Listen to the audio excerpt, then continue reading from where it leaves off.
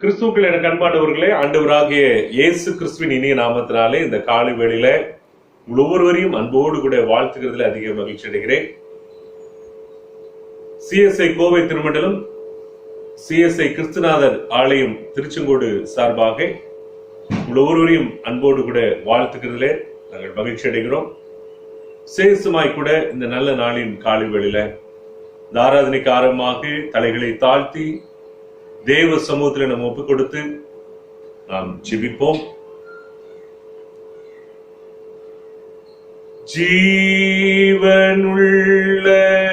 தேவனே,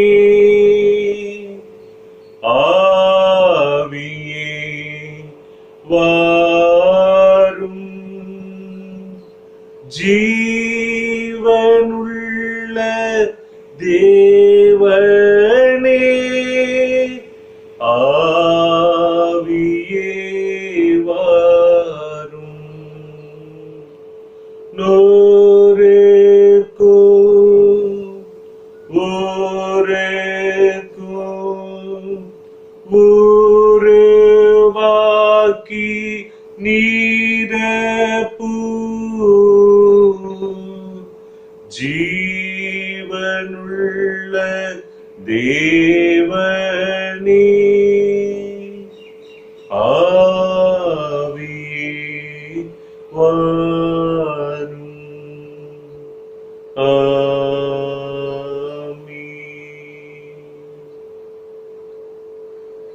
சகல ஆசீர்வாதங்களுக்கு முற்றும் காரணராயிருக்கிற அன்பின் ஆண்டவரே, பரிசுத்த ஓய்வு நாளின் காலை வேளைக்காக நன்றியோடு துதிக்கிறோம், ஸ்தோத்திரிக்கிறோம், மகிமைப்படுத்துகிறோம். ஆண்டவரே, நாங்கள் 2021 ஆண்டில 5 மாதங்களை கடந்து 6வது மாதத்திற்குள்ளாக நாங்கள் அடியெடுத்து வைக்க கர்த்தர்களுக்கு கிருபை பாராட்டி இருக்கிறேன். முதல் ஓய்வு நாளிலே தேவ சமூகத்திலே நாங்கள் அமர்ந்து ஆண்டவரே உடைய சத்தியங்களுக்கு நேராக, உடைய ஜீவனுள்ள வார்த்தைக்கு நேராக எங்களை ஒருமுகப்படுத்த கர்த்தர் எங்களை கூட்டி சேர்த்திருக்கிற தயவுக்காக நன்றி செலுத்துகிறோம். இல்லங்களில் அமர்ந்து யூடியூப் சேனல் மூலமாக தேவ செய்தியை கேட்க ஆயத்தப்பட்டுக் கொண்டிருக்கிற தேவ பிள்ளைகள் யாவருக்காக நன்றி செலுத்துகிறோம். இந்த ஆராதனை நேரம் ஒவ்வொருடைய வாழ்விலும் ஒரு புதிய ஆசீர்வாத நேரமாய் காணப்பட கர்த்தர் கிருபை செய்யுங்க. அடைக்கப்பட்டிருக்கிற தேவாலயத்தின் கதவுகள் சீக்கிரமாய் திறக்கப்பட, தொடர்ந்து மனமகிழ்ச்சியோடு கூட நாங்கள் ஆராதனை செய்து உடைய சமூகத்தில் நாங்கள் மகிழ்ந்திருக்க கர்த்தர் எங்களை கூட்டி சேர்த்துள்ளபடி உடைய தேவ சமூகத்தில் அர்ப்பணிக்கிறோம். ஆண்டவரே, நீர் அப்படியான ஒரு மகிழ்ச்சி நாட்களை உருவாக்க போகிற நேரங்களுக்காக நன்றி செலுத்துகிறோம். தொடர்ந்து நாங்கள் நம்பிக்கை விசுவாசத்தை விட்டுவிடாதபடி ஜெபத்திலே தரித்திருக்கிறவர்களாய் காணப்பட எங்களுக்கு உதவி செய்யும்படியாய் நாங்கள் ஜெபிக்கிறோம். விசேஷமாய் கொண்ட தகப்பனே, இந்த ஆராதனையினுடைய துவக்க நேரத்திலிருந்து நிறைவு நேரம் வரையாக உடைய அருள் பிரசந்த நாளை நிரப்பி நீர் வழி நடத்தார்கள். இயேசுவின் மூலம் ஜெபங்களும் நல்ல பிதாவே, ஆமென். அன்பானவர்களே, இந்த வேளையிலும் கூட தேவ செய்திக்கு நேராக நாம் கடந்து செல்வதற்கு முன்பாக ஒரு பாடலை பாடி கர்த்தரை நாம் மகிமைப்படுத்துவோம். ஆண்டவருடைய கரம் நம்மை தாங்கும் போது, நடத்தும் போது உலகத்தினுடைய எந்த காரியங்களுக்கும் நாம் பயப்பட தேவையில்லை. ஜீவனோடு கூட நம்மோடு வாசம் பண்ணுகிற ஆண்டவர், ஜீவனுள்ள தேவனாகிய ஆண்டவர் நம்மோடு இருக்கிறார் என்று சொல்லுகிற அந்த விசுவாசத்தை மாத்திரம் நாம் விட்டுவிடாதவர்களாக இருப்போம் என்று சொன்னால் எல்லாவற்றிலும் நாம் அவர்களுக்குள்ளாய் வெள்ளப்படுவதற்கு கர்த்தர் நமக்கு உதவி செய்வார். போராட்டமாயிருந்தாலும் சரி, மரணமாயிருந்தாலும் சரி, எதுவும் கிறிஸ்துவின் அன்பை விட்டு என்னை பிரிக்க முடியாது என்று சொல்கிற பவுலுடைய வார்த்தைகளை போல ஒவ்வொரு நாளும் நம்முடைய வாழ்க்கையில பிறப்பு எப்படி நிச்சயம் இருக்கிறதோ அப்படியே மரணமும் நிச்சயமா இருக்கிற ஒரு வாழ்வு. ஆனாலும் கடைசி வரைக்கும் கிறிஸ்துவின் அன்பிலிருந்து அதை என்னை பிரிக்க முடியாது என்று சொல்லுகிற அந்த உணர்வோடு கூட நாம் இருப்போம் என்று சொன்னால் கர்த்தருக்குள்ளா எப்பொழுதும் மகிழ்ச்சியா இருக்க ஆண்டவர் நமக்கு உதவி செய்வார். அப்படிப்பட்ட ஆசீர்வாதத்தின் காரியங்களை பெற்றுக்கொள்வதற்கு ஆண்டவர் நமக்கு உதவி செய்யும்படியா இந்த பாடலை பாடுகிறேன். கர்த்தர் நாமே ஒருவரோடு கூட இந்த பாடல் மூலமாய் கிரியை செய்வாராக. கனிவின் கரம் என்னை தாங்கிட நான் அஞ்சிடே, இருளுலகின் பயணங்களில் நீர் என்னுடன் வரும்போது உம் சமூகம் அருள் வேண்டும் எந்தன் ஜெபம். வரும்போது உம் சமூகம் அருள் வேண்டும் எந்தன் ஜெபம். வாரும் என் தேவா என வேண்டி நான் இருக்க, நீரில்லா நாளும் நான் இல்லை என நினைக்க, கனிவின் கரம் என்னை தாங்கிட நான் அஞ்சிடே, இருளுலகின் பயணங்களில் நீர் என்னுடன். என்ன ஆனாலும் உந்தன் அன்பில் என்றும் என்னை சேர்த்திடுவாயே, ஜீவனானாலும் மரணமானாலும் உன்னில் நிலைத்து நான் இருப்பேனே. உம்முகம் நோக்கி அலைகளை கடப்பேன், உன்னாமம் உச்சரித்து உயிர் பெறுவேன். உம்முகம் நோக்கி அலைகளை கடப்பேன், உன்னாமம் உச்சரித்து உயிர் பெறுவேன்.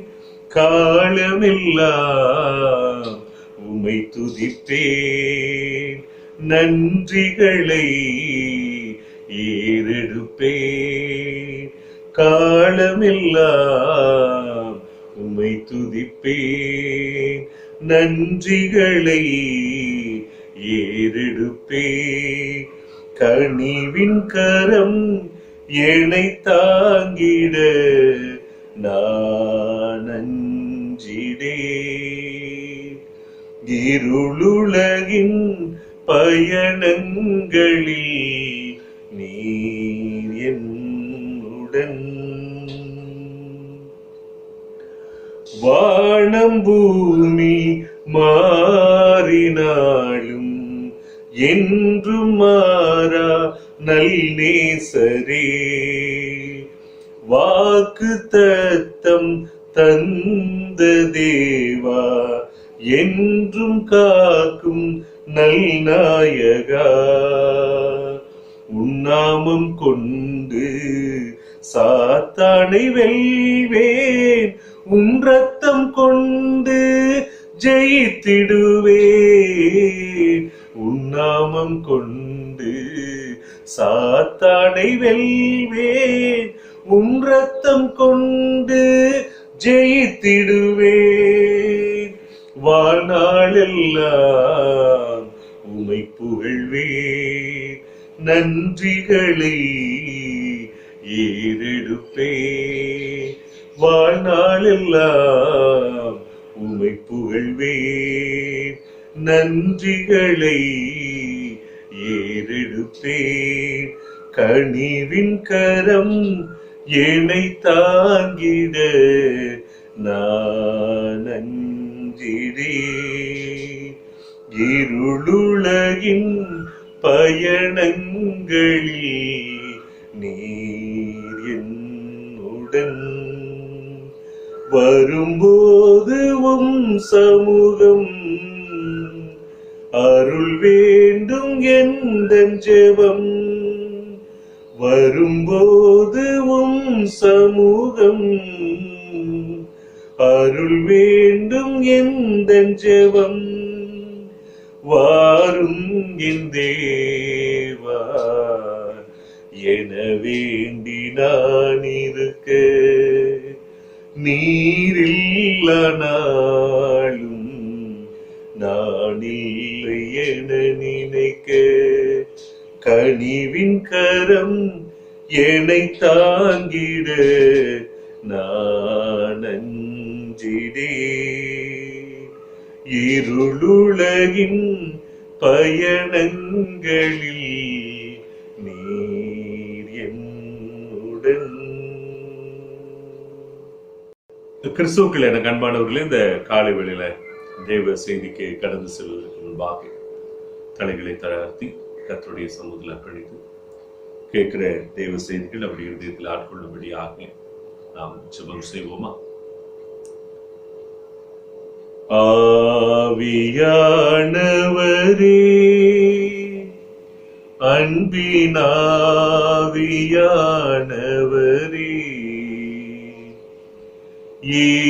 இப்போவாரும் இறங்கி வாரும் எங்கள் மத்தியிலே,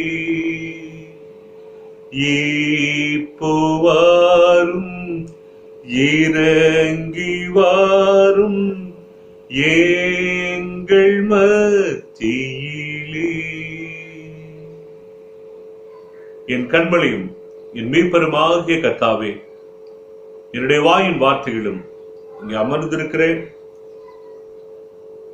இல்லங்களில் அமர்ந்து தேவ செய்தியை கேட்டுக்கொண்டிருக்கிற ஒவ்வொரு பிள்ளைகளுடைய இருதயத்தின் சிந்தனைகளும் தியானங்களும் இந்த காலை வேளையில நம்முடைய சமூகத்துல அதிக பிரீதியாக இருப்பதாக.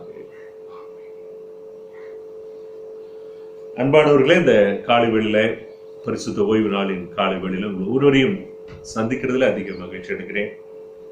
முகமுகமாக சந்திக்க முடியாவிட்டாலும் இவ்விதமாக இந்த யூடியூப் சேனல் மூலமாக தேவ செய்தியை கேட்க கர்த்தர் நமக்கு பாராட்டி இருக்கிற கிருபைகளுக்காக ஆண்டவருக்கு நன்றி செலுத்துவோம். இதன் மூலமாக நீங்கள் முகமுகமாக என்னையும் பார்ப்பதற்கு கர்த்தர் உதவி செய்கிறார். அதற்காக நான் ஆண்டவருக்கு நன்றி செலுத்துகிறேன். சீக்கிரமாக இந்த ஊரடங்கினுடைய தளர்வுகள் எல்லாம் அறிவிக்கப்படவும், ஒருவருக்கொருவர் மனமகிழ்ச்சியாய் நாம் ஆலயத்திற்கு கடந்து வந்து ஆராதனை செய்யவும், கர்த்தர் ஒரு மகிழ்ச்சியான தருணங்களை நமக்கு உண்டாக்கி தரும்படி தொடர்ந்து விசுவாசத்தை விட்டுவிடாமல் தேவ சமூகத்தில் நாம் ஜெபித்து காத்திருப்போம். கர்த்தர் நமக்கு பெரிய காரியங்களை செய்வாராக. விசேஷமாய் கூட இந்த நாளில நாம் சிந்திக்கும்படியாக அழைக்கப்படுகிற ஒரு தலைப்பு, இருதயத்தை அறிகிற தேவன். நம்முடைய தேவன் நம்முடைய இருதயத்தை அறிகிறவராய் இருக்கிறார். எல்லாருடைய வாழ்விலும் கூட கர்த்தர் நம்மை தூரத்திலிருந்து அறிந்து கொண்டிருக்கிறார். அவர் என்னை பார்த்து கொண்டிருக்கிறார். அவருடைய சமூகம் என்னை விட்டு எப்பொழுது விலகாது நின்று கொண்டிருக்கிறது.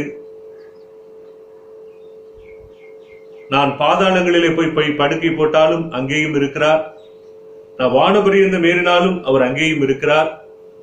அவருடைய கண்களுக்கு மறைவாக நான் எங்கே ஓடுவேன் என்று சொல்லி சங்கீதக்காரன் சொல்லுகிறது போல, நான் எங்கும் ஒளிய முடியாது. அவர் என்னை பார்த்து கொண்டே இருக்கிறார்.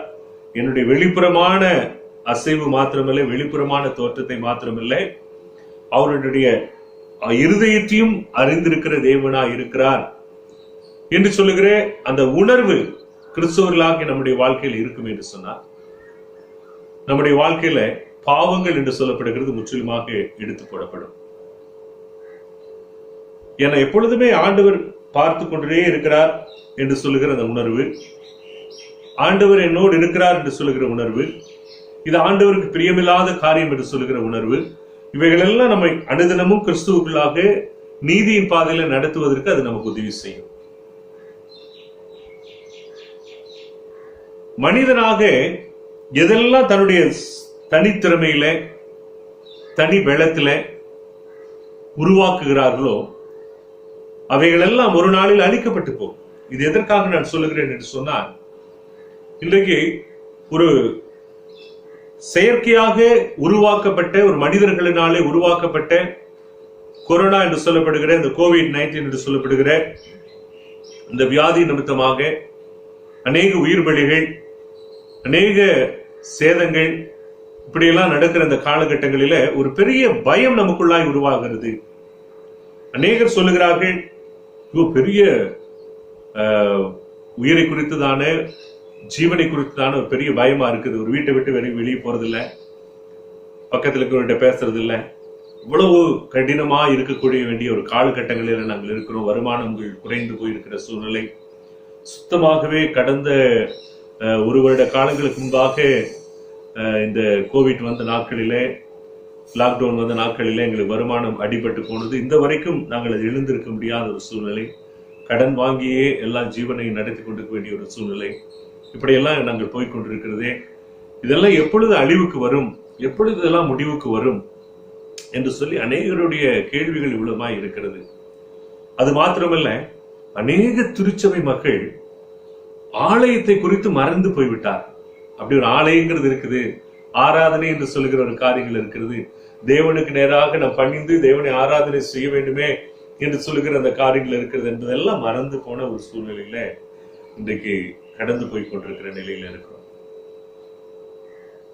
ஒரு திருச்சபை மக்களாவது கடந்த ஊரடங்கினுடைய காலங்களில் அநேக மக்கள் என்னிடத்துல தொடர்பு கொண்டு, ஐயா சர்ச் எப்ப திறந்தா நல்லா இருக்குமே, சீக்கிரமா அந்த லாக்டவுன் மாறிட்டா நல்லா இருக்குன்னு சொல்லி அநேகர் பகிர்ந்து கொண்டது உண்டு. ஆனால் இப்பொழுது வெகு சிலர் மாத்திரமே பகிர்ந்து கொள்ளுகிற ஒரு சூழ்நிலை. அதுல பல பேர் அப்படி ஒரு நிலை இருக்கிறதாகவே மறந்து போன ஒரு சூழ்நிலை. இப்படிப்பட்ட நிலைகள் இன்றைக்கு மாறி போய்கொண்டிருக்கிற நிலையை பார்க்கிறோம். எனக்கு உயிர் தான் முக்கியம், மற்றதெல்லாம் இரண்டாவது பட்சம் என்று சொல்லுகிற ஒரு சூழ்நிலை. ஆனால் ஒன்று நாம் தெரிந்து கொள்ள வேண்டும், கர்த்தருடைய கிருபை மாத்திரம் இல்லாம நீங்களும் நானும் ஜீவிக்க முடியாது. கர்த்தருடைய கிருபை மாத்திரம் இல்லாம இந்த உலகத்துல நான் ஜீவனோடு இருக்க முடியாது. நான் ஜீவனோடு இருக்கிறது கர்த்தருடைய கிருபையே. புலம்பல் 3ஆம் அதிகாரத்துல வாசிக்கிறோம்.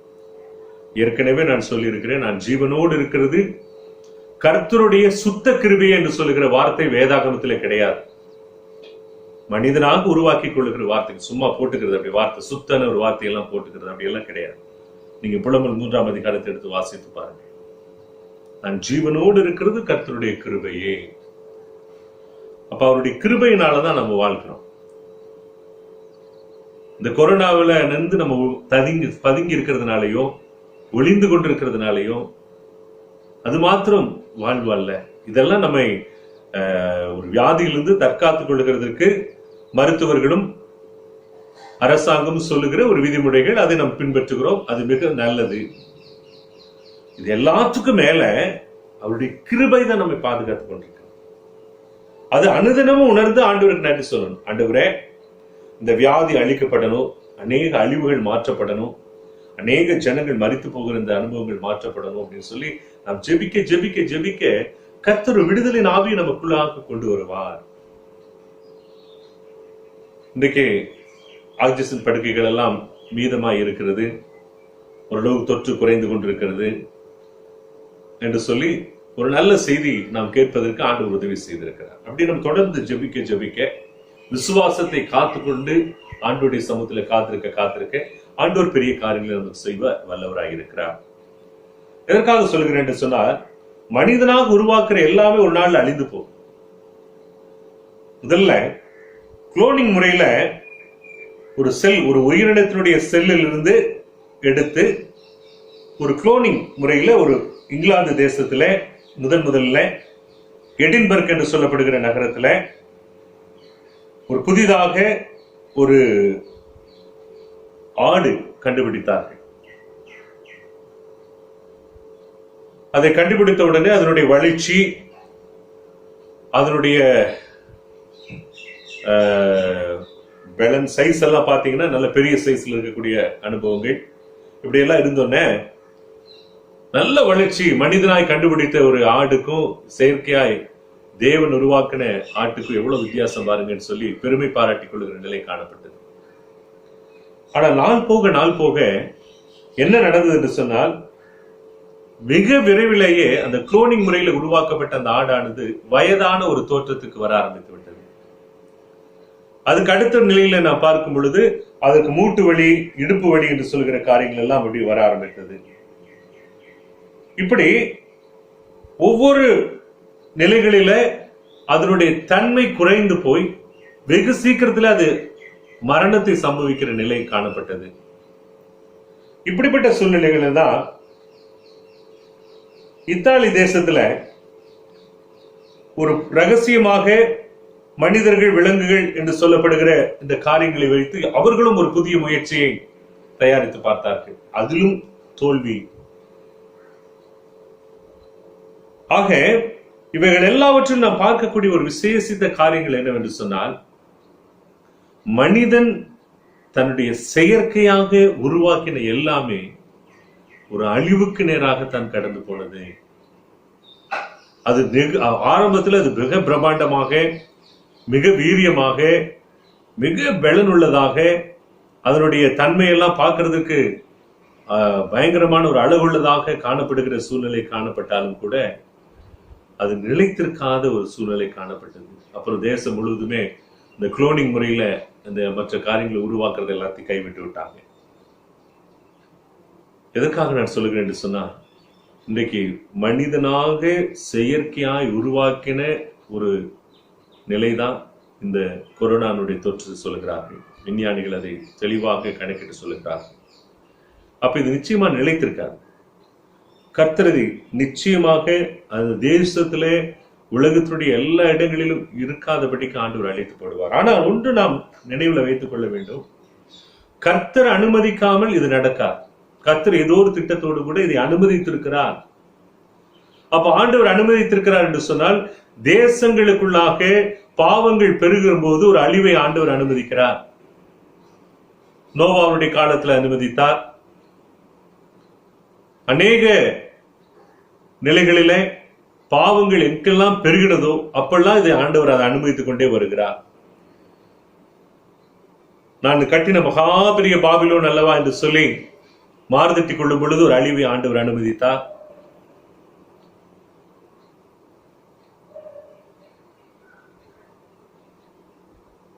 ஒருவேளை இப்படி அநேக அழிவுகள் வேதத்துல நான் பார்த்து கொண்டே இருக்கிறோம். ஆனால் இந்த அழிவுகள் பார்த்து கொண்டிருக்கிற இந்த நாட்களில கர்த்தர் என்னை பார்த்து கொண்டிருக்கிறார், அவருடைய இருதயத்தை பார்த்து கொண்டிருக்கிறார் என்று சொல்லுகிற உணர்வு இல்லாதபடிக்கு, நான் என்னுடைய வெள்ளத்துல தான், நான் தனித்திருக்கிறதுனாலதான், நான் எல்லாம் என்னைய செல்ஃப் கண்ட்ரோல் பண்ணி நான் எனக்குள்ள தனியான நிலையில் எல்லாவற்றையும் பாதுகாத்துக் கொள்ளுகிறதுனாலதான் எனக்கு இன்னும் ஜீவன் இருக்கிறது என்று சொல்லி நாமே மாறுதட்டி கொள்வோம் என்று சொன்னால், நிச்சயமாக ஆண்டவருடைய ஆசீர்வாதத்தை நீங்களும் நானும் பெற்றுக்கொள்ள முடியாது. ஆண்டவர் சொல்லுகிறார், அப்போஸ்தலர் படிக்கும் புஸ்தகம் 7ஆம் அதிகாரம் 24ஆம் வசனத்திலே, வானம் எனக்கு பாதப்படி, பூமி எனக்கு சிங்காசனம் என்று சொல்கிறார். அப்போ ஆண்டவர் அவரது வானத்திற்கும் பூமிக்கும் ஆண்டவராக அவர் இருக்கிறார். எல்லாவற்றையும் அவருடைய அறிவுக்கு அடங்கினதாக இருக்கிறது.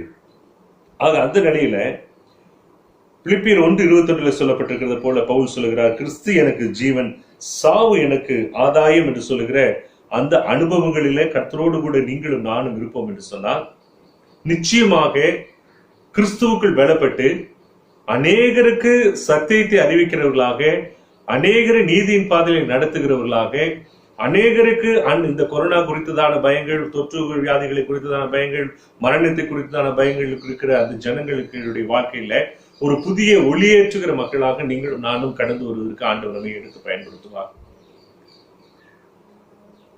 அன்னை தெரசாவுடைய வாழ்க்கையில அந்த நாட்களில அவர்கள் இந்த லெப்ரசி பேஷண்ட்களை, லெப்ரசியினுடைய பாதிக்கப்பட்டிருக்கிற அந்த மக்களை குறித்து பார்க்கும்போது, அவர்கள் அதை தொடுவதற்கு அநேக ஜனங்கள் அருகருப்பாக அதை மிகவும் மோசமானதாக கருதின அந்த காலகட்டங்களில அவர்கள் அவர்களை தொட்டு அவர்களுடைய புண்களை கழுவி, அவருடைய கரங்கள், கால்கள், அழுகி போன கால்கள் எல்லாவற்றையும் அவர்கள் தன்னுடைய கைகளினால சுத்தப்படுத்தினார்கள் என்று சொல்லி பார்க்கிறோம். கிளவுஸ் போடல, எந்த செல்ஃபாக அவர்கள் எந்த பாதுகாப்பு கருவிகள் எதுவும் பயன்படுத்திக் கொள்ளவில்லை.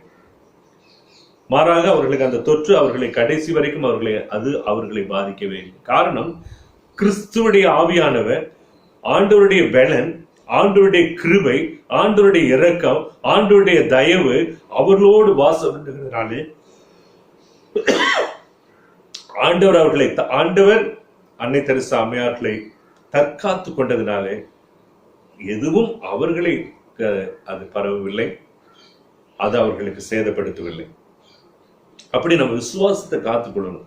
இவர் வேலை இருக்கலாம், மற்ற அண்டை வீட்டார் இடத்துல அவங்களுக்கு கோவிட் இருக்கலாம், மற்றவங்களுக்கு இருக்கலாம், வெளியில் இருக்கிறவங்க எதுவும் என்னை சேதப்படுத்தாதபடி என்னை பாதுகாக்கிற தேவன் என்னோடு இருக்கிறார் என்று சொல்லுகிற அனுபவம் நமக்கு காணப்பட வேண்டும். 7 மடங்கு சூடாக்கப்பட்ட அந்த சூளைக்குள்ளாக அவர்களை கொண்டு போய் சாத்ராக், மேசாக், ஆபேத்நேகோ கொண்டு போடும்போது அதை கொண்டு போய் போட்டதுக்கு போன அந்த புருஷர்கள் அந்த தீயிலே கருகி போனார்கள். ஆனால் இவர்களுக்கு எந்த சேதம் வராதபடிக்கு அந்த இடத்துல அவர்கள் தற்காக்கப்பட்டார்கள் என்று சொல்லி நான் பார்க்கிறோம். இந்த வார்த்தைகள், இந்த விசுவாசங்கள் எல்லாம் நம்முடைய வாழ்க்கையில் இன்றைக்கு எங்கு போனது என்று சொல்லுகிற ஒரு கேள்வி இன்றைக்கு எழுப்பிக் கொண்டிருக்கிறது. 2 தீமோத்தேயுடைய புஸ்தகம் 1ஆம் அதிகாரம் 7ஆவது வசனத்துல பவுல் சொல்லுகிறார், தேவன் நமக்கு பயமுள்ள ஆவியை கொடாமல் நமக்கு பலமும் அன்பும் தெளிந்த புத்தியும் உள்ள ஆவியை கொடுத்திருக்கிறார். ஆண்டவர் நம்ம கொடுத்திருக்கிற ஒரு ஆவி என்னன்னு சொன்னா, பயமுள்ள ஒரு ஆவி அல்ல, எதை குறித்து கலங்குகிற ஒரு ஆவி அல்ல, கிறிஸ்துவுக்குள்ளாக பலப்படுகிற ஒரு ஆவி, கிறிஸ்துவுக்குள்ளாக மகிழ்ந்திருக்கிற ஒரு ஆவி. மரணம் நம்மை சந்திக்கிற நேரங்கள் கடந்து வந்தாலும் கிறிஸ்துவோடு கூட நான் கிறிஸ்துவுக்கு முன்பாக மனமகிழ்ச்சியாக நான் மறிக்க போகிறேன் என்று சொல்லுகிற அந்த மகிழ்ச்சியாக இருக்கக்கூடிய ஆவி. கடந்த வாரத்துல நான் சொன்னேன், அந்திரேயா அந்த சிலுவையை பார்த்து சிலுவையில் அறையப்படுற கொண்டு போறாங்க. அந்த நேரத்துல கூட அவன் பார்த்து அந்த சிலுவையை பார்த்து மனமகிழ்ச்சியோடு ஆண்டவருக்கு நன்றி சொல்லி அவன் சிரித்த முகத்தோடு கூட அந்த சிலுவையில் அறையப்பட்டதுக்கு பிறகும் 2 நாட்கள் அந்த சிலுவையில ரத்தம் வடிந்து கொண்டிருக்க தேவ செய்தியை, கர்த்தருடைய வார்த்தையை அநேக ஜனங்களுக்கு பகிர்ந்து கொண்டான் என்று சொல்லி பார்க்கிறோம். அவனுக்கு பயமுள்ள ஆவி இல்லை. காரணம், நான் இங்கிருந்தாலும் கிறிஸ்துவின் பிள்ளையா இருக்கிறேன், மரித்தாலும் நான் கிறிஸ்துவின் பிள்ளையா இருப்பேன் அப்படிங்கிற ஒரு பேலன். அதுதான் அவருக்கு ஒரு பெரிய ஆசீர்வாதத்தை கொண்டு வந்தது. அதுதான் கிறிஸ்துவோட நெருங்கி ஜீவிக்கிறதுக்கு ஒரு ஆசீர்வாதத்தை கொண்டு வந்தது. இன்றைக்கு நீங்களும் நானும் கூட கர்த்தருடைய சமூகத்துல ஆண்டவர் தாயின் கருவிலை உருவாகும் முன்னே உங்களையும் என்னையும் அறிந்திருக்கிறார், பெயர் சொல்லி அழைத்திருக்கிறார். அவருடைய சமூகத்துல நீங்களும் நானும் எங்கு ஓடி ஒளிய முடியாது, அவருடைய கண்களுக்கு மறைவாக நம்ம எங்கு கடந்து போக முடியாது. ஆண்டவர் நம்மை அறிந்திருக்கிறார். ஆண்டவர் இந்த உலகத்துல ஒரு தாயின் கருவில ஒரு குழந்தை உருவாக்கும் போது முதல்ல உருவாக்குற ஒரு உறுப்பு எது என்று சொன்னால் இருதயம். அந்த இருதயத்தினுடைய அளவு நம்ம பார்த்தீங்கன்னு சொன்னா மிக சின்ன அளவு தான். அதனுடைய இருதயம், மனிதனுடைய இருதயத்தினுடைய வெயிட் எவ்வளவுன்னு சொல்லி பார்த்தீங்கன்னா 340 கிராம், அவ்வளவுதான் அதனுடைய வெயிட், 340 கிராம். ஆனா இந்த 340 கிராம் இருக்கக்கூடிய இந்த இருதயம் ஏன் ஆண்டவர் இருதயத்தை நோக்கி பார்க்கிறான்னு சொல்லி வேதத்துல அடிக்கடி போடப்பட்டிருக்குன்னா, அது பாருங்க, அந்த 340 கிராம் இருக்கக்கூடிய அந்த இருதயமானது ஒரு ஆண்டுல என்ன செய்கிறதுங்களா, 68 லட்சம் லிட்டர் ரத்தத்தை உறிஞ்சி, அது கீழே உறிஞ்சி மேல தள்ளி, கீழே உறிஞ்சி மேல தள்ளி, அது அப்படியே அது இறைத்து கொண்டே இருக்கிறது, பம்ப் பண்ணிட்டே இருக்கு. ஒரு வருஷத்துல 68 லட்சம் லிட்டர் அளவு ரத்தத்தை அது இறைத்து கொண்டே இருக்கிறது. ஒரு 340 கிராம் இருக்கக்கூடிய வெயிட் இருக்கக்கூடிய ஒரு இருதயம். அது மனிதனுடைய பிறப்பு முதல் இறப்பு வரையாக அது ஓய்வில்லாமல் அது வேலை செஞ்சு கொண்டே இருக்கு. இப்ப கர்த்தர் ஒரு மிகப்பெரிய ஒரு ஆசீர்வாதத்தை அது உருவாக்கி இருக்கிறார். ஆகவேதான் இந்த குழந்தை முதல்ல உருவாகக்கூடிய ஒரு உறுப்பு இருதயம். அப்போ அதைத்தான் உபாகம் 8:2 சொல்லப்பட்டிருக்கிறது, உன் தேவனாகிய கர்த்தர் உன்னை சிறுமைப்படுத்தும்படிக்கும் தம்முடைய கட்டளைகளை நீ கை கொள்ள மாட்டாயோ என்று அவருடைய சோதித்து உன் இருதயத்தை நீ இருதயத்துள்ளதை அறியும்படிக்கு உன்னை இந்த 40 வருஷம் அளவும் வனாந்திரத்தில் நடத்தி வந்த வழிகளை நினைப்பாயாக. அப்ப ஆண்டவரே என்ன சொல்றாருன்னா, தேவனாகிய கர்த்தர் உன்னை சிறுமைப்படுத்தி உன்னை கட்டளைகளை நீ கை கொள்ளுவாயோ மாட்டாயோ என்று அவருடைய சோதிப்பதற்காக, இருதயத்தில் உள்ளதை சோதிப்பதற்காக ஆண்டவர் இந்த 40 வருஷம் வனாந்தரத்தில் உங்களை நடத்தி வந்திருக்கிறார். அப்ப 40 வருஷ காலங்கள் வனாந்திர பயணத்துல என்னவெல்லாம் அந்த ஜனங்கள் பேசினார்கள், என்னவெல்லாம் முறுமுறுத்தார்கள். இந்த இருதயத்தினுடைய நிறைவுதான் வாய் பேசு. நாங்க சாகவா எங்களை கூட்டிட்டு வந்தீங்க, எங்களை அழிக்கவா இங்க கூட்டிட்டு வந்தீங்க, நாங்க அங்கிருந்து இருந்தா கூட எட்டிக்காய்களை சாப்பிட்டு மகிழ்ச்சியா இருந்திருப்போமே என்று சொல்லி இங்க அவ்வளவு ஆண்டவர் கொடுக்கக்கூடிய மாறாவுடைய தண்ணீர்களையும் மதுரமான தண்ணீர்களையும் ஆண்டவர் கொடுக்கிற வானத்தினுடைய அப்பங்களை குறித்து அவர்கள் பெருமை பாராட்டபடிக்கு எகிப்து தேசத்திலே அவர்கள் கசப்பாய் சாப்பிட்டுக் கொண்டிருந்த எட்டிக்காய்களை குறித்து பெருமை பேசிக் கொண்டிருக்கிறார்கள். இருதயத்தின் நிறைவே ஆண்டவர் பார்க்கிறார். இந்த கட்டளைகள் எல்லாம் கை கொள்றாங்களாமா, இல்லாம இருக்கிறாங்களா, எப்படி நடந்து கொண்டிருக்கிறார்கள். அப்ப நெருக்கத்தை ஆண்டவர் சில நேரங்கள் உண்டு பண்ணுவார். இப்படியான கொள்ளை நோய்கள், இப்படியான நெருக்கங்கள், பண கஷ்டங்கள், இப்படியான ஒரு நெருக்கமான சூழ்நிலைகள் எல்லாம் ஆண்டவர் உருவாக்குவார். இப்படி உருவாக்குற காலங்களில நம்முடைய இருதயம் எதை குறித்து பேசுகிறது? கர்த்தரை குறித்து பேசுகிறதா? கர்த்தருடைய குறித்ததான காரியங்களை பகிர்ந்து கொள்கிறதா? அல்லது உலகத்தை குறித்த காரியங்களை நாம் பகிர்ந்து கொண்டிருக்கிறோம்? இந்த தொற்று வியாதியிலும் வல்லவர் நம்மோடு இருக்கிறார் என்று சொல்லுகிற வார்த்தைகளை நாம் பகிர்ந்து கொள்கிறோமா? தொற்று வியாதிகளினாலே சொந்த சகோதரனை, சொந்த மனைவியை, சொந்த பிள்ளைகளை பகைக்கக்கூடிய அளவில் இன்றைக்கு மாறிக்கொண்டிருக்கிற இந்த நிலைகளில் நாம் இருக்கிறோமா? இதை நாம் சிந்தித்து பார்க்க அழைக்கப்படுகிறோம். கிறிஸ்து எனக்கு ஜீவன், சாவு எனக்கு ஆதாயம். இந்த வார்த்தைகள் நம்முடைய இருதயத்துல பதித்து கொள்ளுகிறவர்களாக இருக்கும் போதுதான் என்னைக்கு இருந்தாலும் மறிக்க போறேன், நாளைக்கு மறிக்க போறேன், அல்லது எப்போ ஆண்டவர் என்னை அழைக்கிறாரோ அவங்க மறிக்க போறேன். ஆனா இந்த அன்பு கர்த்தர் எனக்கு கொடுத்திருக்கிற ஒரு காரியம், அதை நான் ஒரு நாள் விட்டுவிட மாட்டேன் என்று சொல்லுகிற அனுபவங்கள் நம்முடைய வாழ்க்கையில காண. இருதயத்தின் நிறைவுகளை ஆண்டவர் பார்த்துக் கொண்டே இருக்கிறார். இருதயத்தை சோதி தருகிற தேவனாக இருக்கிறார். ஏன்னா ஆண்டவர் முதல்ல உருவாக்கின ஒரு உறுப்பு இது இல்லைங்களா? மனுஷனை உருவாக்குற போது முதல்ல உருவாக்கின ஒரு உறுப்பு. அப்ப ஆண்டவர் அனுதினமும் பார்க்கிறார். இருதயம் கர்த்தருக்குள்ள மகிழ்ச்சியா இருக்கிறார், கர்த்தருக்குள் பரிசுத்தமா இருக்கிறதா, கர்த்தருக்குள் மகிழ்ந்து இருக்கிறதா, அல்லது கர்த்தரை தூசித்துக் கொண்டிருக்கிற அனுபவத்துல, கர்த்தரை மறந்து போன அனுபவத்துல நாம் இருந்து கொண்டிருக்கிறோம். ஆலயங்கள் திறக்கப்படலையேன்னு சொல்லுகிற ஒரு ஒரு உள்ளான பாரம் இருதயத்தில் இருக்கணும். கர்த்தரை ஆராதனை செய்ய முடியலையேன்னு சொல்லுகிற பாரம் இருதயத்துக்குள்ள இருக்கணும். அதை மறந்து கிறிஸ்துவ உள்ளாக நாம் ஒரு உலகத்துக்கு மாத்திரம் சார்ந்தவர்களாக ஓடிக்கொண்டிருப்போம் என்று சொன்னார். இந்த உலகம் ஒரு நாள் அழிக்கப்பட்டு போகும், மண்மேடாய்ப்போம், நட்சத்திரங்கள் எல்லாம் மேலிருந்து அப்படியே கீழே விழுந்துடும். இப்ப நம்ம எங்க ஓடி ஒளித்து விழ போகும்? இந்த பூமி அப்படியே வெந்து உருகி போகும் என்று சொல்லி வேணும் சொல்லு. நிலையில்லாத இந்த உலகத்திற்காக நித்திய காலமா இருக்கக்கூடிய ஆசீர்வாதங்களை இழந்து போனவர்களாக இருக்க போகிறோமா என்று சொல்லி நாம் சிந்தித்து பார்க்க அழைக்கப்படுகிறோம்.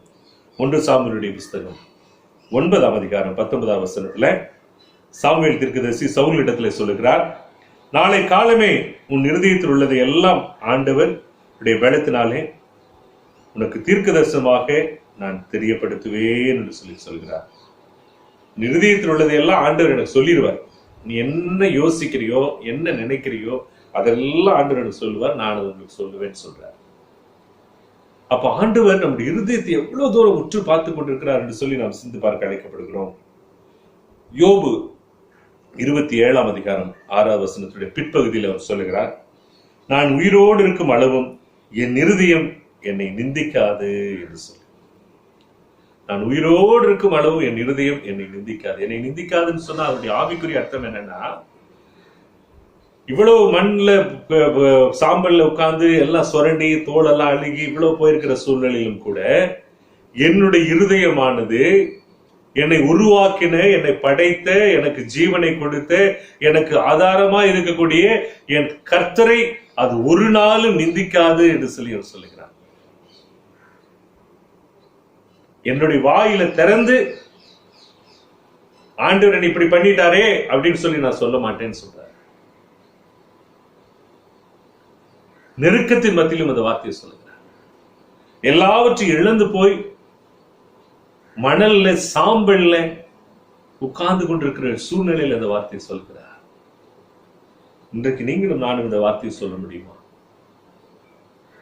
சங்கீதம் 7ஆம் அதிகாரம் 9ஆம் வசனத்துடைய பிற்பகுதி சொல்கிறது, நீதியுள்ளவராகிய தேவரே இரக்கங்களையும் உள்ளந்திரியங்களையும் சோதி தருகிறீர்.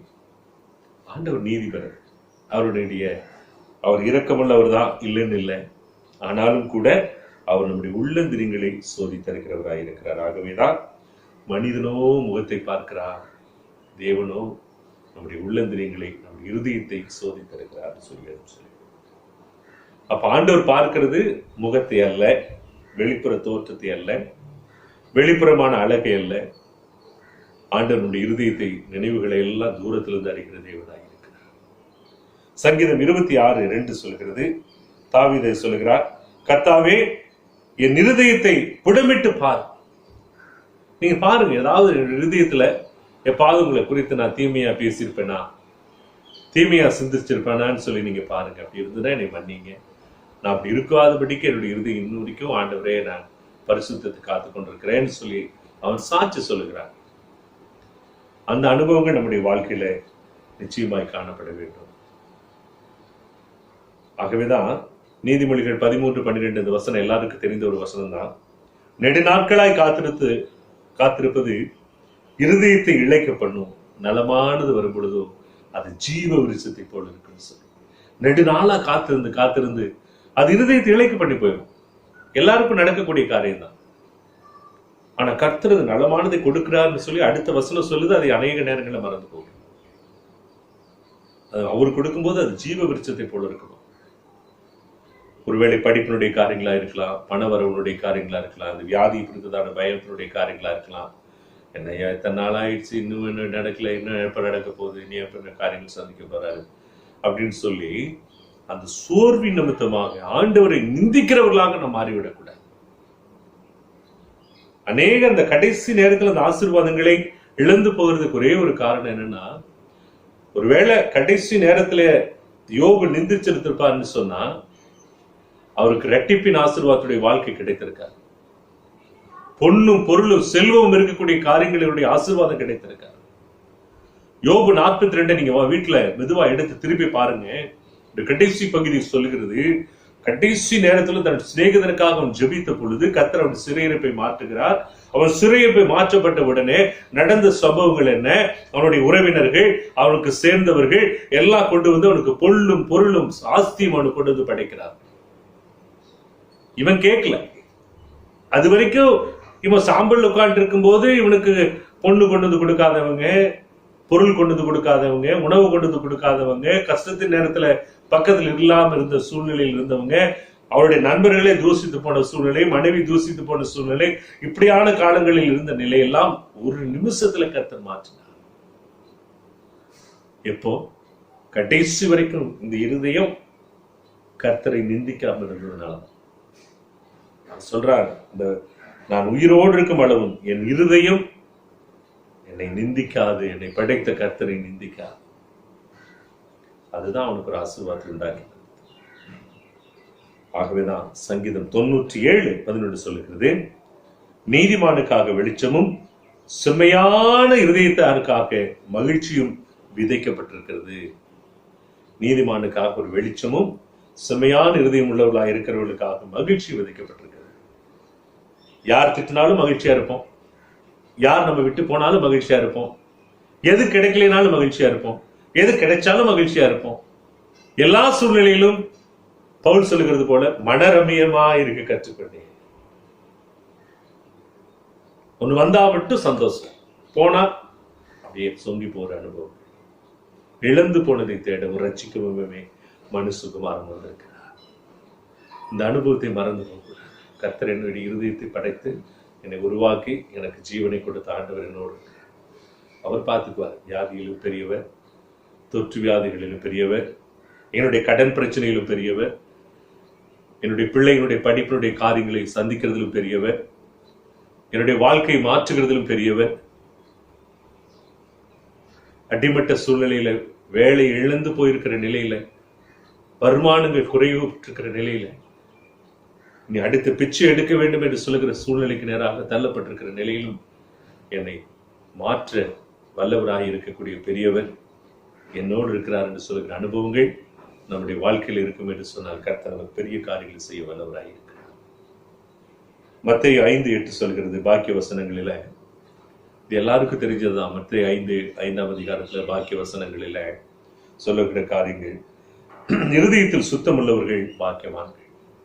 இந்த இருதயம் சுத்தம் உள்ளதா இருக்கணும், அவங்கதான் பாக்கியவான்கள். அநேக பாக்கியவான்கள் அநேக சொல்லப்பட்டிருக்கிறதுல ஒரு காரியம் சொல்லப்பட்டிருக்கிறது, இருதயத்தில் சுத்தம் உள்ளவர்கள் பாக்கியவான்கள். வெளியில குளிச்சு நல்ல ட்ரெஸ் போட்டு அப்படியே சென்ட் அடிச்சுட்டு உட்கார்ந்து இருக்கிறவர்கள் மாத்திரமல்ல பாக்கியவான்கள். இருதயத்தில் சுத்தம் உள்ளவர்கள் பாக்கியவான்கள். இருதயத்தின் சுத்தம் உள்ளவர்கள் என்று சொன்னால் அந்த இருதயத்தின் சுத்தம் கர்த்தருடைய வார்த்தைகளை கீழ்ப்படுகிற அனுபவத்தில் இருக்கிறதா இருதயத்தினுடைய சுத்தம். கட்டளைகள் கற்பனைகளுக்கு கீழ்ப்படிந்திருக்கிறதா அந்த இருதயத்தினுடைய சுத்தம். உங்களை நிந்திக்கிறவர்களுக்காக ஜெபம் பண்ணுங்க சொல்லுகிறதா இருதயத்தினுடைய சுத்தம். உங்களை துன்பப்படுத்துறவர்களுக்காக ஜெபிங்கள் என்று சொல்லுகிறதா இருதயத்தினுடைய சுத்தம். நம்மை அவமானமாய் பேசினவர்கள், நம்மை காரி துப்பினவர்கள், உமிழ்ந்து பேசினவர்கள் எல்லாருக்காக அவர்கள் ஆசீர்வாதங்களுக்காக ஜெபிக்கிறதா இந்த இருதயத்தினுடைய சுத்தம். என்னை அழித்தவர்களுக்கு நான் உதவி செய்கிறதா என் இருதயத்தினுடைய சுத்தம். எனக்கு தீமை செய்தவர்களுக்கு நன்மை செய்கிறதா இந்த இருதயத்தினுடைய சுத்தம். இது நம்முடைய வாழ்க்கையில் இன்றைக்கு இருக்கிறதா? எனக்கு அன்னைக்கு அவ்வளவு தீமை பண்ணினா இன்னைக்கு போய் சேர்ந்துட்டான், அவனுக்கு அதான் அந்த தண்டனை வேணும் அப்படின்னு சொல்லுகிறது இருதயத்துடைய சுத்தம் அல்ல. ஆண்டவரே, எனக்கு தீமை செய்த அந்த மனுஷனை ஆசீர்வதிங்க, அவர்களுக்கு நன்மை உண்டாக கட்டளையிடுங்க சொல்லி கண்ணீரோடு அவர்களுக்காக ஜெபிக்கிறதா இந்த இருதயத்துடைய சுத்தம். இந்த அனுபவங்கள் நம்முடைய வாழ்க்கையில வரணும்னு சொல்லி ஆண்டவர் விரும்புகிறார். இது இப்படிப்பட்ட சுத்த அனுபவத்தோடு கூட சுத்த இருதயத்தோடு கூட கர்த்தருக்கு ஆராதனை செய்தாதான் நம்முடைய ஆராதனை ஏற்றுக்கொள்ளப்படும். இல்லைன்னு சொன்னா மாம்சத்துல உலகத்திற்கு ஒத்த வேஷம் தரித்தவர்களாக நாமும் பெயர் கிறிஸ்தவர்களாக நாம இந்த உலகத்துல ஓடிட்டு இருப்போம். ஜபம்னா கை தூக்கிக்குவோம், பாடல் பாடனா பாடுவோம், ஆராதனை முடிஞ்சா போயிடுவோம். இது எல்லாரும் செய்யற காரியம்.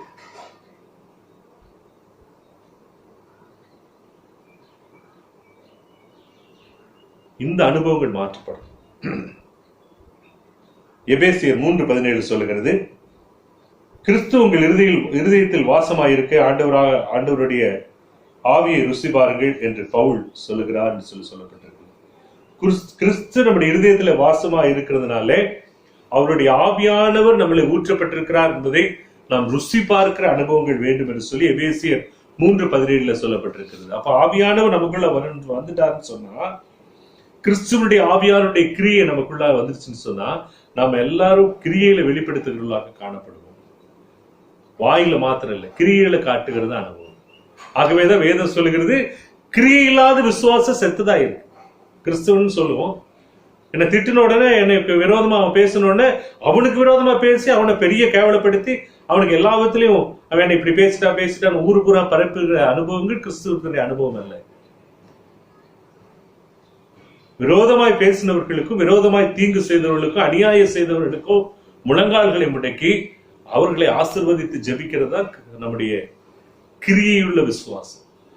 அவங்க கீழே விழுந்துட்டாங்கன்னு சொல்லும் போது, அவங்க அழிவு சந்திக்கிறாங்கன்னு சொல்லும் போது அவங்க முதல்ல ஓடி உதவி செய்கிறவர்களாக இருக்கிறதா கிரியையுள்ள விசுவாசம். அதான் சொல்லுகிறது, கிரியை இல்லாத விசுவாசம் செத்ததா இருக்கிறது. உங்களுக்காக ஜெபம் பண்ணுங்கய்யா, ஜெபம் பண்ணி விட்டு என்ன பண்ண போறீங்க?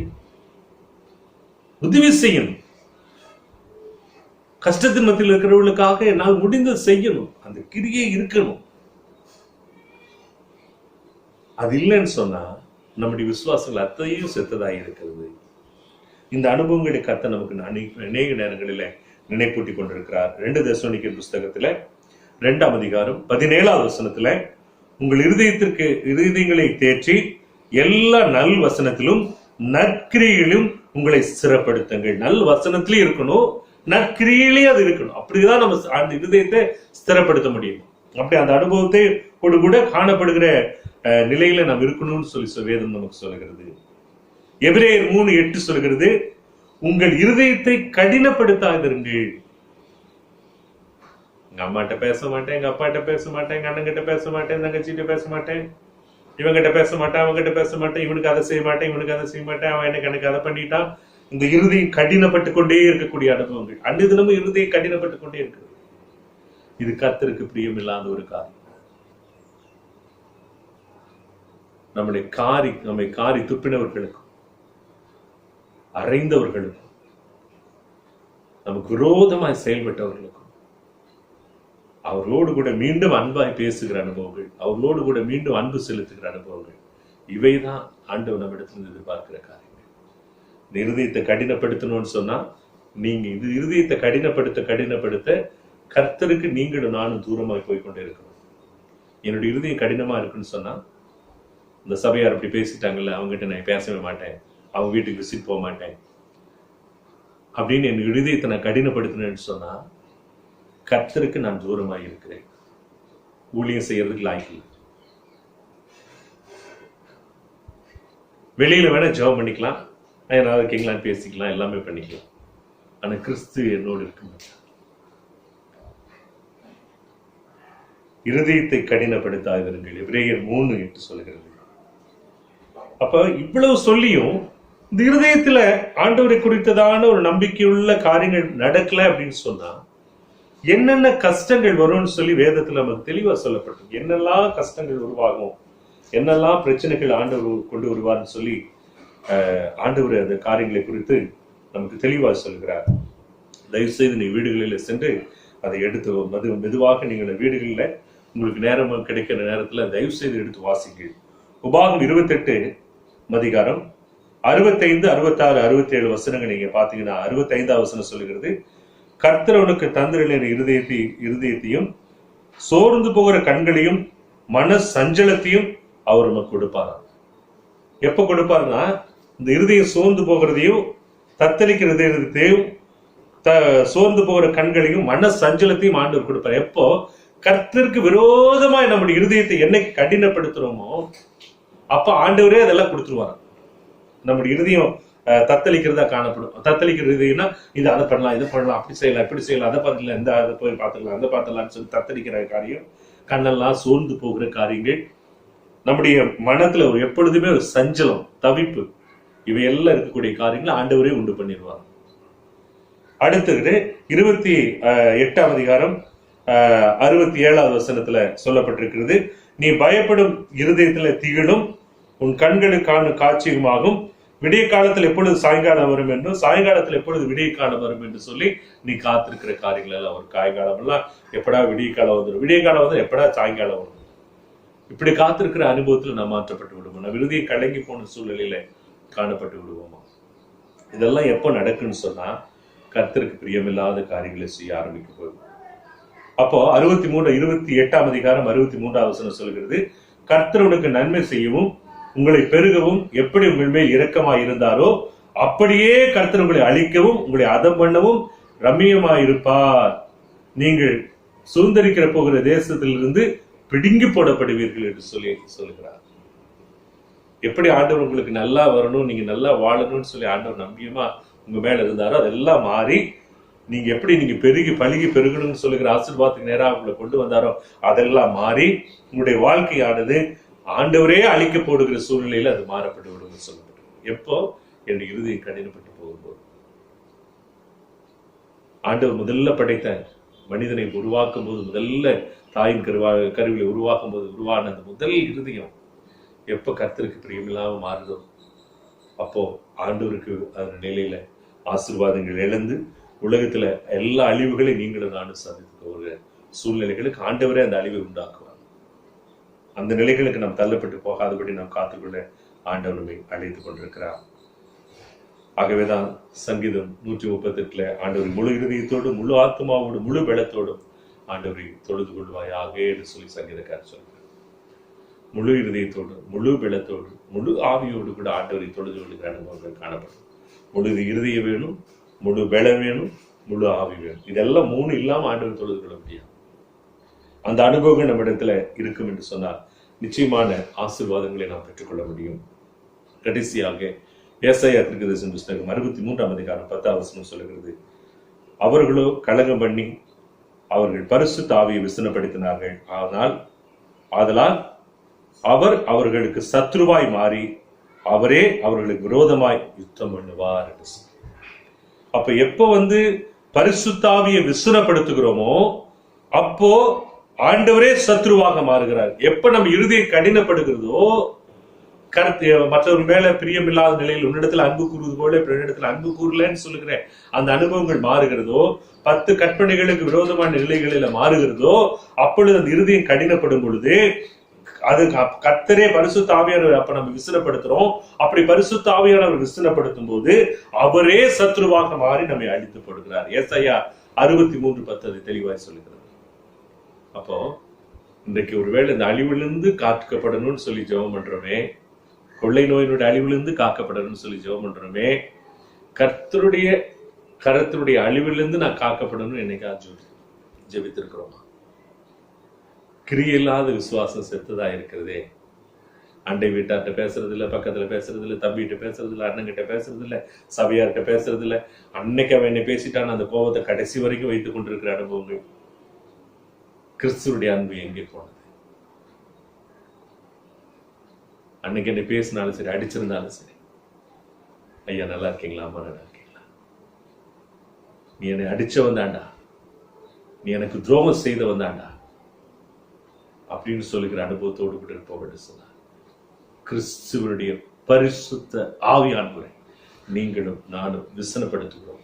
அதனால கர்த்தரே உங்களுக்கும் எனக்கும் விரோதமாக எழும்பி அவர் யுத்தம் பண்ணுவார். இப்படிப்பட்ட அனுபவங்கள் விரோதமாய் அவருடைய அழிவு கரத்தினாலே நாம் அழிக்கப்பட்டு போய்விடாத ஒருவேளை மரணமானாலும் சரி, ஜீவனானாலும் சரி, கிறிஸ்துவுக்குள்ளாக நான் இருப்பேன் என்று சொல்கிற பவுலை போல, யோபுவை போல கிறிஸ்துவுக்காய் வாழ்கிற அனுபவத்தில் இருக்க பெரிய ஆசீர்வாதத்தை நீங்களும் நான் பெற்றுக்கொள்ள முடியும். அப்படிப்பட்ட நன்மையின் ஆசீர்வாதங்களை பெற்றுக்கொள்ள கர்த்தருக்கு சாட்சியை நிலைத்திருக்க ஆண்டவர் உங்களுக்கும் எனக்கும் கிருபை செய்வார். இப்பொழுது அறிவிப்புகள் வாசிக்கப்ப நம்முடைய ஆலயத்தினுடைய செயலர் பியூலாமா அவர்கள் அந்த அறிவிப்புகளை வாசிப்பார்கள். யாருக்கு அறிவிக்கப்பட வேண்டிய அறிவிப்புகள்? ஆண்டவராகிய இயேசு கிறிஸ்துவின் இனிய நாமத்தில் உங்கள் அனைவருக்கும் என்னுடைய அன்பான வாழ்த்துக்களை தெரிவித்துக் கொள்கிறேன். இந்த முழு ஊரடங்கு நாட்களிலே ஊடகத்தின் வழியாக நாம் தொடர்பு கொள்ளும்படியாக ஆண்டவர் செய்த கிருபைக்காக நாம் ஆண்டவருக்கு நன்றி செலுத்துவோம். கர்த்தர் இந்த நாட்களிலே பாதுகாப்பை தந்து ஒரு புதிய மாதத்திலே கூட நாம் பிரவேசிக்கும்படியாய் தேவன் செய்த கிருபைக்காக நாம் ஆண்டவருக்கு நன்றி செலுத்துவோம். இந்த நாளிலேயும் கூட ஆயர் அவர்கள் ஒவ்வொரு வாரமும் 2 அல்லது 3 முறை நம்மளுடைய வாட்ஸ்அப் குரூப்பில், சிஎஸ்ஐ திருச்செங்கோடு வாட்ஸ்அப் குரூப்பில் இந்த சந்தா செலுத்தணும்னு சொல்லிட்டு அந்த நம்பரையும் அக்கௌண்ட் நம்பரையும் எழுதிட்டே இருக்கிறாங்க. இன்னும் எந்த ரெஸ்பான்ஸும் ஒருத்தரும் வரல. தயவுசெய்து நீங்கள் உங்களுடைய சந்தா பணத்தை பேங்க் அக்கௌண்ட்டில் நீங்கள் போட்டிருப்பீங்கன்னா அதை பொருளாளர் அவர்களுக்கோ எனக்கோ நீங்கள் தெரிவிக்கும்படியாக உங்களை அன்போடு கேட்டுக்கொள்கிறோம். இந்த மாதமும் இந்த ஆயர் அவர்களுக்கு சேலரி கொடுக்க வேண்டியது இருக்கிறது. செக்ஸ்டனுக்கும் நாம் சேலரி கொடுக்க வேண்டியது இருக்கிறது. இன்னும் மராமத்து பணிகளும் நாம் செய்து கொண்டிருக்கிறோம். எனவே திருச்சபையின் மக்கள் தயவு கூர்ந்து உங்களால் இயன்ற சந்தா காணிக்கைகளை தயவுசெய்து இந்த கூகுள் பேவோ அல்லது பேங்க் அக்கௌண்ட்டுக்கு நேரடியாக பணம் அனுப்புவதோ அல்லது எந்த விதமாக உங்களுக்கு முடியுமோ அந்த விதத்திலே நீங்கள் கொடுத்து உதவும்படியாக உங்களை அன்போடு கேட்டுக்கொள்கிறோம். இந்த வாரம் தங்களுடைய பிறந்த நாட்களை கொண்டாடுகிற திருச்சபையின் மக்கள்: 6/6/2021 பிறந்த நாள் மிஸ்ஸஸ் சிம்மி ஜார்ஜ். 6/6/2021 திருமண நாள் mister Bright Jacob, missus Joplin Sheeba. 6/6/2021 பிறந்த நாள் missus Parvathavardhini, wife of mister John Selvakumar. 6/6/2021 பிறந்த நாள் மிஸ்ஸஸ் ஜூலியட் பன்னீர்செல்வம், மோடமங்கலம். 6/6/2021 பிறந்த நாள் missus Jyothi, wife of mister Jeyaraj, Pavadi. 6/6/2021 பிறந்த நாள் மிஸ்டர் சாமியல்.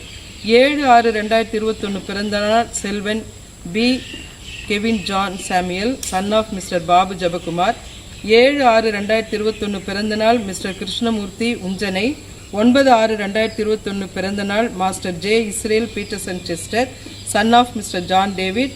10/6/2021 பிறந்த நாள் mister G Vinothkumar, son of mister Gunasekaran. 11/6/2021 பிறந்த நாள் செல்வி ஜென்சி ரம்யா பிறந்த நாட்களையும் திருமண நாட்களையும் நினைவு கூறுகின்ற இந்த வாரத்தில் ஒருவேளை உங்களுடைய பெயர்கள் விடுபட்டிருந்தால் இந்த வாரத்திலே நினைவு கூறுகின்ற திருச்சபையின் மக்களுக்கு திருச்சபையின் சார்பாக ஆயரின் சார்பாக எங்களுடைய வாழ்த்துக்களை தெரிவித்துக் கொள்கிறோம். ஜெபம் செய்வோம். ஆசீர்வதிக்கும் தேவன் உங்களை ஆசீர்வதிப்பாரே. ஆசீர்வதிக்கும் தேவன் உங்களை ஆசீர்வதிப்பாரே. துதி ஸ்தோத்திரம் இயேசுநாதா, துதி உமக்கே என்றுமே. துதி ஸ்தோத்திரம் இயேசுநாதா, துதி உமக்கே என்றுமே. ஆசீர்வதிக்கும் தேவன் உங்களை ஆசீர்வதிப்பாரே. ஆசீர்வதிக்கும் தேவன் உங்களை ஆசீர்வதிப்பாரே. எங்களை கிருபையாய் வழிநடத்துகிற எங்கள் நல்ல ஆண்டவரே, இந்த ஓய்வு நாளின் காலை வேளைக்காக நன்றியோடு ஸ்தோத்திரிக்கிறோம். இந்த ஊடகத்தின் வாயிலாக கூட ஆண்டவரே எங்களுடைய நன்றியறுதலான ஸ்தோத்திரத்தையும் விண்ணப்பத்தையும் உம்முடைய சமூகத்திலே ஏறெடுக்கும்படியாய் நீ செய்த நன்மைக்காய் நன்றியோடு ஸ்தோத்திரிக்கிறோம் அப்பா. இந்த வாரத்திலே தங்களுடைய பிறந்த நாட்களையும் திருமண நாட்களையும் நினைவு கூறுகின்ற எங்களுடைய திருச்சபையின் மக்களை உடைய கருத்தில் ஒப்புக் கொடுக்கிறோம். வருஷத்தை நன்மையால் முடிசூட்டுகிற ஆண்டவர் இந்த ஆண்டு முழுவதும் அவர்களுக்கு எல்லா விதமான பாதுகாப்பையும் ஆண்டவரே கிருபையும் நீ தரும்படியாய் நாங்கள் செபிக்கிறோம். ஆண்டவரே, இந்த ஆண்டு அவர்களுக்கு நன்மையின் ஆண்டாக ஆண்டவரே அவருடைய வாழ்க்கையிலே அவர்கள் என்னென்ன நினைக்கிறார்களோ, உம்மை நோக்கி கேட்கிறார்களோ, அதை அவருடைய வாழ்க்கையிலே விருப்பத்தை நிறைவேற்றுகிற ஆண்டாக இருக்க நாங்கள் செபிக்கிறோம். ஒவ்வொருவரையும் ஆசீர்வதியும் சுவாமி. எங்களுடைய திருச்சபையின் மக்களுடைய கருத்தில் ஒப்புக் கொடுக்கிறோம். விசேஷமாக இந்த கொரோனாவினாலே பாதிக்கப்பட்ட எங்களுடைய இந்திய தேசம், இன்னும் சுவாமி எங்களுடைய தமிழ்நாடு, ஒவ்வொரு மாவட்டங்களுடைய கருத்தில் ஒப்புக் கொடுக்கிறோம் சுவாமி. இந்த நாட்களிலே இந்த நோய் தொற்று குறைந்து கொண்டிருக்கிற கிருபைக்காக நன்றியோடு ஸ்தோத்திரிக்கிறோம். ஒவ்வொரு மக்களையும் நீர் பாதுகாத்து வழிநடத்துங்க சுவாமி. அரசாங்கம் எடுக்கிற எல்லா முயற்சிகளுக்கும் நாங்கள் ஆண்டவரே ஒத்துழைக்க ஆண்டவரே எங்களுக்கு நீர் உதவி செய்யும்படியாக நாங்கள் செபிக்கிறோம். இந்த ஆக்சிஜன் பற்றாக்குறை தீரவும் ஆண்டவரே இந்த தடுப்பூசி மருந்து எல்லாருக்கும் சீக்கிரமாக போடப்படவும் நாங்கள் செபிக்கிறோம். இந்த +2 தேர்வு கூட கர்த்தாவே உம்முடைய சித்தம் என்னவோ அதை நிறைவேற்றும்படியாய் ஆண்டவரே அரசாங்கத்தின் மூலமாய் நீர் செயல்படுத்தும்படியாய் நாங்கள் செபிக்கிறோம். எங்களை ஆளுகிறவர்களுடைய கருத்தில் ஒப்புக் கொடுக்கிறோம். சகல ஞானத்திலும் அவர்களை வழிநடத்தும் ஆண்டவரே தங்களுக்கு அன்பானவர்களை இழக்க கொடுத்த ஒவ்வொரு குடும்பத்திலேயும் ஆண்டவரே ஆறுதலையும் தேறுதலையும் நீர் தரும்படியாய் நாங்கள் செபிக்கிறோம். இந்த ஆண்டு முழுவதும் இந்த கிருபை ஆண்டவரே இந்த பிறந்த நாட்களையும் திருமண நாட்களையும் கொண்டாடுகிறவர்களுக்கு ஆண்டவரே நீர் கொடுக்கும்படியாக நாங்கள் செபிக்கிறோம். எங்களுடைய திருச்சபையின் மக்கள் ஒவ்வொரு குடும்பங்களையும் நீர் பாதுகாத்து நீர் வழிநடத்தும். இயேசு கிறிஸ்துவின் நாமத்தில் கெஞ்சி கேட்கிறோம் நல்ல பிதாவே, ஆமேன். தொடர்ந்து நிறைவு ஜெபத்திற்கு நேராக நாம் கடந்து செல்வோம். தலைகளை தாழ்த்தி நாம் ஜெபிப்போம். அன்பின் பரலோக பிதாவே, கேட்ட சத்தியங்களுக்காக வார்த்தைகளுக்காக நாங்கள் உங்களுக்கு நன்றி செலுத்துகிறோம். ஆண்டவரே, இன்றைக்கு உலகத்தினுடைய அழிவுகளுக்குள்ளாக நீங்களும் ஆண்டவரே நானுமாய் நிற்கிறோம் என்று சொல்லி அநேகர் சொல்லுகிற அந்த வார்த்தைகளின்படி ஆண்டவரே நாங்கள் அழிவுக்குள்ளாக நாங்கள் நின்று கொண்டிருக்கிறோம். ஒருவேளை இந்த அழிவு எப்பொழுது சந்திக்கும் என்று சொல்லுகிற நிலையில அதை குறித்து ஒரு பயத்தோடு கொண்டு இருக்கிறோம். ஆண்டவர், இது எல்லாவற்றிலும் மேலாக கிறிஸ்துவை குறித்த ஒரு பயம், கிறிஸ்துவை குறித்ததான ஒரு சிந்தனை, ஆவியானவர் எங்களோடு இருந்து அவர் செய்யக்கூடிய காரியங்களை குறித்ததான அந்த பயம் இல்லாதபடி இருக்கக்கூடிய அனுபவங்கள் எங்களிடத்திலிருந்து மாற கத்து உதவி செய்யுங்க. எங்களுடைய நிர்ணயத்தை தூரத்திலிருந்து அறிகிற ஆண்டவர் தாமே எங்களோடு இருக்கிறார் சொல்லுகிற அனுபவங்கள், இப்படிப்பட்ட சிந்தனையோடு கூட நாங்கள் வாழ எங்களுக்கு உதவி பாராட்டுங்க. விசேஷமாய் கூட தகப்பனே, ஆண்டவர் இன்றைக்கு எத்தனையோ இந்த தொற்று வியாதிகளுடைய அழிவுகளினாலே கலங்கி கொண்டிருக்கிறது வேளையில இப்பொழுது புதிதாக ஆண்டவரே சீனா தேசத்திலிருந்து காட்டு பறவை காய்ச்சல் என்று சொல்லுகிற ஒரு தொற்று வியாதி பரவுகிறது என்று சொல்லுகிறார்கள். நார்வேயிலிருந்து இன்னும் ஒரு புதிய தொற்று வியாதி பரவி கொண்டிருக்கிறது என்று சொல்லி அறிவியலாளர்கள் கண்டுபிடித்திருக்கிறார்கள். இப்படிப்பட்ட நிலையில இருக்கக்கூடிய எங்களுடைய வாழ்க்கையில ஆண்டவர் எந்த அழிவுகளா இருந்தாலும் எல்லா அழிவுகளிலிருந்து எங்களை மீட்டெடுக்கிற வல்லவர் எங்களோடு இருக்கிறார். தொற்று வியாதியிலும் பெரியவர், இந்த உலகத்தினுடைய அழிவிலிருந்து எங்களை மீட்டெடுக்க பெரியவர் எங்களோடு இருக்கிறார். அவர் எங்களுக்காக யாவையும் செய்து முடிப்பார் என்று சொல்கிற விசுவாசத்தில் நாங்கள் உறுதியாக இருக்க எங்களுக்கு பலன்தார். விசேஷமாய் கூட தகப்பனே, இந்த நாளில வேலை வாய்ப்புகள், திருமண காரியங்கள், பிள்ளை பெற்றுடைய காரியங்கள், சுகப்பிரசவத்துடைய காரியங்கள், பண தேவையினுடைய காரியங்கள், இவைகளுக்காக செபித்து கண்ணீரோடு இருக்கிற மக்களுக்காக செபிக்கிறோம். ஆண்டவரே, இந்த வாழ்வாதாரங்களை இழந்து இந்த ஆண்டவரே இந்த ஊரடங்கு காலங்களில வருமானங்களே இல்லாத நிலையில குடும்பங்களில ஆண்டவரே தங்களுடைய அரிசுகளை ஆண்டவரே பொங்கி சாப்பிடுவதற்கு கூட ஆண்டவர் இன்றைக்கு கேஸ் இல்லை, இன்றைக்கு வீடுகளில் அதற்கான பொருட்கள் இல்லை என்று சொல்கிற கண்ணீரோடு இருக்கக்கூடிய அநேக மக்களுக்காக சொல்லுங்கள். வீதிகளில உணவுகள் இன்றி தவித்துக் கொண்டிருக்கிற அநேகமாயிரம் மக்களுக்காக செபிக்கிறோம். ஆண்டவரே, உணவுகள் இன்றி தவித்துக் கொண்டிருக்கிற அநேக உயிரினங்களுக்காக நாங்கள் செபிக்கிறோம். கர்த்தர் எல்லாவற்றையும் சந்திங்க. உங்களுடைய ஆவியானுடைய பிரசன்னம் எங்களோடு இருக்கட்டும். உங்களுடைய கிருபையினால் எங்களை தாங்கி நடத்துங்க. அப்பா, இந்த நாளிலும் கூட தகப்பனே, நாங்கள் மாத்திரமல்ல, எங்களை சார்ந்திருக்கிற எல்லா ஜீவராசிகளுக்கு கர்த்தர் ஆகாரத்தை கொடுத்து போசிங்க. கூப்பிடுகிற காக்கை குஞ்சுகளுக்கும் ஆகாரம் கொடுக்கிற ஆண்டவர், உங்களுடைய பிள்ளைகளுக்கு கர்த்தர் ஆகாரத்தை கொடுத்து போசிங்க. எந்த நிலைகளிலும் யார் ஒருவரும் ஆண்டவரை சோர்ந்து போகாதபடிக்கு பரிசுத்த ஆவியருடைய பலன் தாங்கிக் கொள்ள நாங்கள் ஜெபிக்கிறோம். இந்த நாளிலும் கூட தகப்பனே, எங்களுடைய பிரதம பேராயருக்காக, எங்களுடைய பேராயருக்காக, மற்றும் ஆயர்களுக்காக, மிஸ்டரிமார்களுக்காக, புத்தகங்களை செய்ய ஆண்டவரை நடத்துகிற ஊழியர்களை செய்கிற பிள்ளைகளுக்காக, டிராக்ஸ் மினிஸ்ட்ரி ஊழியர்களை செய்கிற பிள்ளைகளுக்காக, காடுகள் மேடுகள் கடந்து கர்த்தருடைய ஊழியத்தை செய்கிற எல்லா பிள்ளைகளுக்காக ஜெபிக்கிறோம். ஆண்டவரே, எல்லாரையும் ஆண்டவரே வியாதிகளினுடைய அழிவுகளிலிருந்து விலக்கி பாதுகாத்துக் கொள்ளுங்க. நாட்கள் ஆண்டவரை மிக சமயமாய் இருக்கிறதுனால, கர்த்தருடைய வருகை மிக சமயமாய் இருக்கிறதுனால, அந்த வருகைக்குள்ளாக உடைய சத்தியங்கள் அநேக இடங்களில கொண்டு போய் சேர கர்த்தர் ஆண்டவரை வாசல்களை திறந்துள்ளபடி நாங்கள் சொல்லுவோம். ஆண்டவரை அடைக்கப்பட்டிருக்கிற தேவாலய கதவுகள் திறக்கப்படும்படி கர்த்தர் உதவி செய்ய நாங்கள் சொல்லிக்கிறோம். பரிசுத்த ஆவியின் நிறைவை பெற்றுக்கொள்ள கர்த்தர் உதவி பாராட்டுங்க. இந்த நல்ல நாளில் காலை வேளையில ஆண்டவரை நாங்கள் தேவ செய்தியை கேட்க, ஆண்டவரை உடைய சமூகத்தில் அமர்ந்து ஆண்டவரே உடைய செய்திக்குள்ளாக நாங்கள் பலப்பட, உம்முடைய வார்த்தைகளுக்குள்ளாக நாங்கள் பலப்பட, எங்களுடைய இருதயங்களை நாங்கள் கடினப்படுத்தாதபடி இருக்க வேண்டும் என்று சொல்கிற அனுபவத்தை நாங்கள் கற்றுக்கொள்ள கர்த்தர் எங்களுக்கு பாராட்டின கிருபைகளுக்காக நன்றி. கேட்ட வார்த்தைகள், கற்றுக்கொண்ட வார்த்தைகள் அப்படியே விட்டு கடந்து போனவர்களா இல்லை, அதன்படி வான் எங்களுக்கு உதவி செய்யும். ஆவியாருடைய பிரசன்னத்தினால் உடைய பிள்ளைகளை யாவரையும் நீர் மூடி மறைத்துக் கொள்ளும். இயேசு முடிச்சவங்களும் நல்ல பிதாவே, ஆமென். என் ஆத்துமாவே கர்த்தரை ஸ்தோத்திரி, என் முழுமை பரிசுத்த நாமத்தை ஸ்தோத்திரி. என் ஆத்துமாவே கர்த்தரை ஸ்தோத்திரி, அவர் செய்த சகல பாக்கிய பரவாதே. நம்முடைய ஆண்டவராய் இயேசு கிறிஸ்துவின் கிருபை, பிதாவாகிய தேவனுடைய அன்பு, பரிசுத்த ஆவியின் ஐக்கியம் நடத்தும் நம் அனைவரோடு விசேஷமாய்க்கொள்ளும். இல்லங்களில் அமர்ந்து யூடியூப் சேனல் மூலமாக தெய்வ செய்தியை கேட்டுக்கொண்டிருக்கிறேன் ஒவ்வொரு பிள்ளைகளோடும், அவருடைய குடும்பத்தின் தேவைகளோடும், எதிர்பார்ப்புகளோடும் இந்த நெருக்கப்படுகிற காலங்களிலே கர்த்தருடைய தஞ்சமான ஆசீர்வாதத்துடைய மகிமையான காரியம் இன்று வென்றும் சதா காலங்களிலும் தங்கி தரித்திருப்பதாக.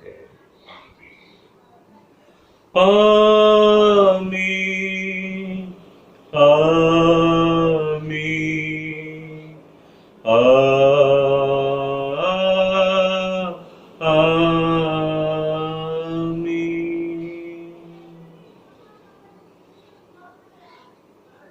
அன்பானவர்களே, இவ்வளவு நேரம் பொறுமையோடு கூட தேவ செய்தி கேட்ட ஒவ்வொருவரையும் ஆண்டவராகிய இயேசு கிறிஸ்துவின் நாமத்தினாலே வாழ்த்துகிறோம். தொடர்ந்து கர்த்தருடைய பிரசன்னம் உங்களோடு தங்கியிருந்து நிறைவான ஆசீர்வாதத்தை தந்து உங்களை பலப்படுத்துவதாக. கர்த்தருக்குள்ளாக நம் இருதயம் எப்பொழுதும் மகிழ்ச்சியாக இருக்க ஆண்டவர் உதவி செய்வார்.